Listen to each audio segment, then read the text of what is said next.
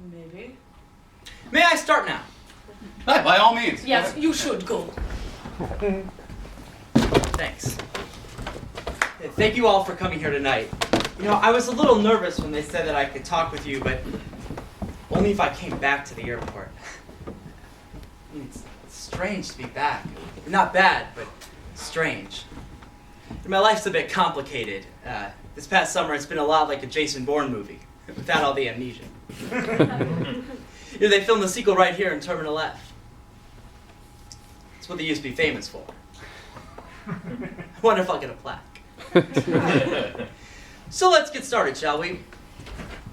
So, why me? Why now? Why would I want to do this? Well, I did it. But here's the thing. Of the people who could, I was the only one that would.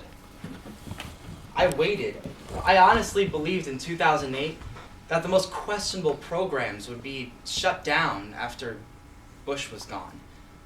Candidate Obama really sounded like he was going to come in and shut these programs down before they got to full strength. I mean, the economy the way it was, I figured he could use a few extra billion of dollars a year on something else.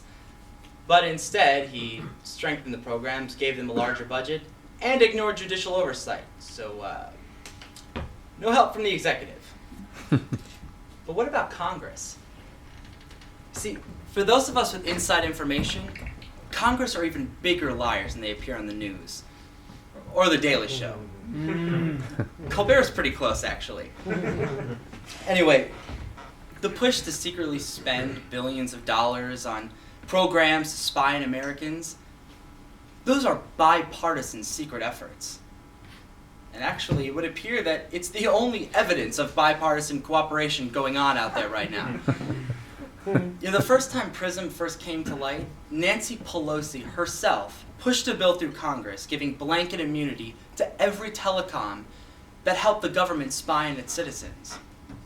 Because if people could sue companies, it would stop helping the government.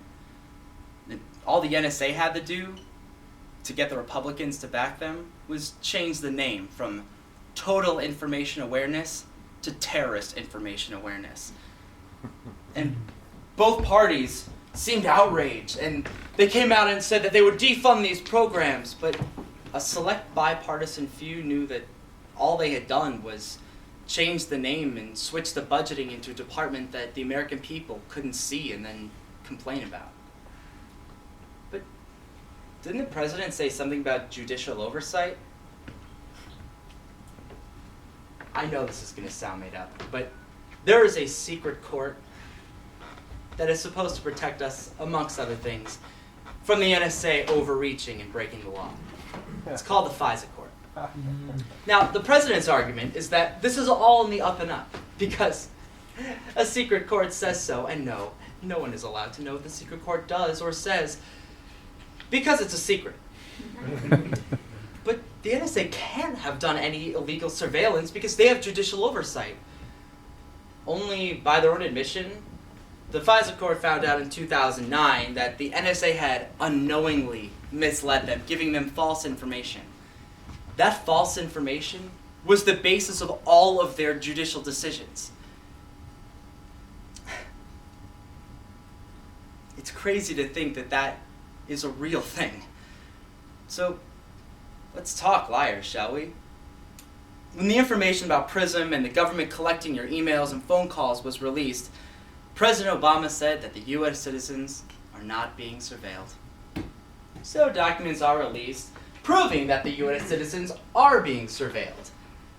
So the president comes back and says that, well, I'm just being an alarmist. And all I've done was prove that these programs could be abused, but that they aren't being abused. So then the next set of documents comes out proving that they have been abused and are continually doing so.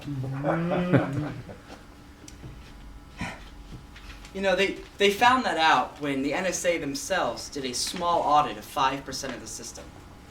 In that 5%, they found some 6,000 misuses. And that's not 6,000 people that they infringed upon.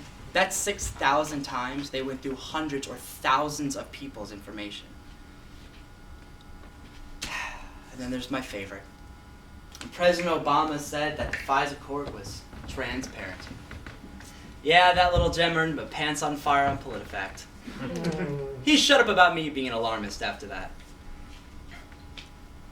Look, I think it's clear by now that, given the option, the President, the NSA, and Congress will just lie about everything they can and wait for the next news cycle. I mean, if they were just honest about these programs and what they were doing, then nothing I could have released could cause them any embarrassment or voter unease.